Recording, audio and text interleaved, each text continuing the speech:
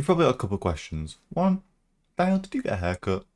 Yes, I did. Thank you very much for noticing. And two, what did I think of the headliners? I've been keeping track of this game for a little while now. I think I saw it on an Instagram advert or something, or a page talking about it. I had a look at it, it looked fun, reminded me of Content Warning, so I chucked it on the wish list. It released, I bought it, and then didn't play it for about a week. That's because it's a multiplayer game, and my friend Nathan had decided not to buy it on launch for good reason. It didn't really run that well when he tried it through my copy on his PC. I may or may not exploit the Steam family thing, but we're not going to get into that. It didn't run well for him, so I had to wait until one of my other friends, Dom, got the game, played it, and I'm so glad I did because it is such a fun game. Obviously Nathan has got it now. I've played 3-man, not done 4-man yet, but 3-man's still fun. Yeah, I just wanted to talk about it. So the game's super fun. I really enjoy the whole content warning genre type thing of a few idiots go try and monetize the end of the world or eldritch horrors. It's a really fun genre of game, if that makes sense. It's kind of like the 4 idiots go and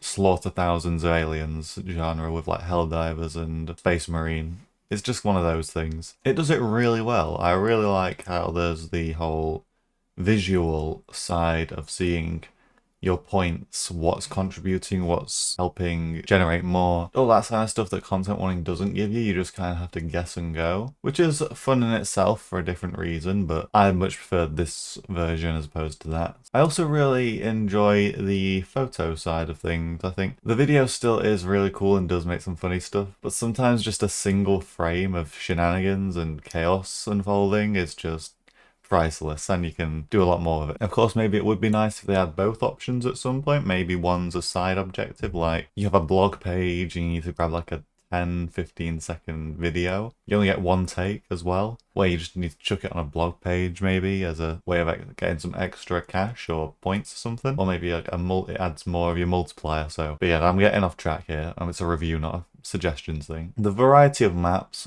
also makes the game feel a lot better than content warning. Back when I played content warning, it only had 2 maps. I believe there's a third one now. I've tried it out a little. There is a third map because I tried it out. It's like a mineshaft type thing. But even then, there's still only 3. This one had 5 off launch, and the developer is working on it. I actually was on the Discord when he put a little sneak peek in general chat to a cinema interior, which is really cool. I think the mix of random interiors on the 5 maps it offers just makes the game a lot more interesting because you don't know what to expect. Whereas content warning, it was kind of, okay, load in, we know, go down to the 3rd floor, that's the easiest one to deal with, and then we get out, simple. This one, it's more like, okay, we're in here, where can I hide if that shows up, where can I hide if that shows up, what's going to show up, what hasn't shown up yet, all that stuff. I just realised I was holding my glass in frame, I apologise. But yeah, it's one, I guess it's a new game, so the freshness of the content always makes you enjoy something more than an older thing. Get new stuff, you're going to enjoy it more because it's new, you're experiencing something new. But I still think just the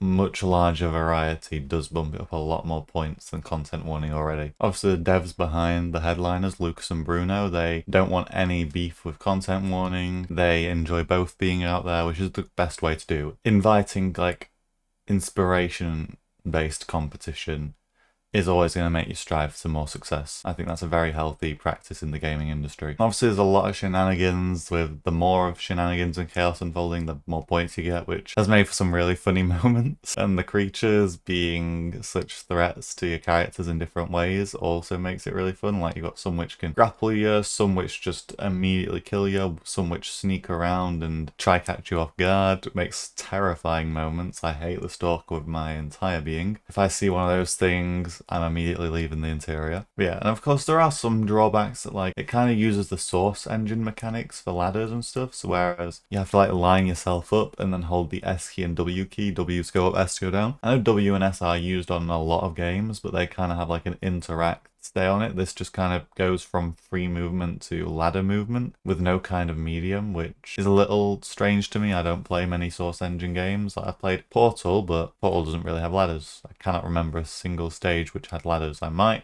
have been, but I obviously skipped it because Portal. But yeah, so that's just some movement complaint. Another thing though is obviously some of the photos don't register in the best way. I'll have like a clear shot of something, but because I guess it assumes glass is just a solid object, it doesn't have a way of differentiating, it kind of gives you no points for that. Or maybe it's just a way of encouraging you to be more brave and go face to face with the monster, but it's still annoying. It's not super clear. You're just going to go take a picture of it, 0 points. So maybe like a delete photos feature if they want to keep the thing. So like you get maybe a couple deletes, kind of like Phasmophobia, where if you mess up on a photo, you can delete it and then try again, but you've only got a limited redo. But as I say, those are all really small complaints. I'm really enjoying the game. I'm looking forward to the future of it as well, with what the developers bring out, how quick they bring it out. They've been pretty quick. They released a patch update the same night I was kind of talking like, oh, they need to add like a low settings mode maybe. They did that the next morning to when I said that, so obviously they're mind reading, but and I actually kind of prefer the lower graphics mode without the anti-aliasing and all that. It has like a cool vibe, kind of with the vibe you get from Lethal Company, but a bit more clear, if that makes sense. But yeah, so if you're wondering like, should I get this game? If you're a fan of Content One, if you're just interested in this kind of game, I highly recommend it. It's super fun. Get your friends on it. You're gonna have a blast. Maybe it's just one friend with you. Maybe it's two. Maybe you're looking to have 3 who play with you. I guarantee you're gonna have a blast. So yeah, that's my final review. It's a solid game, and I see myself playing it for a long time. So yeah, that's about it. See you around.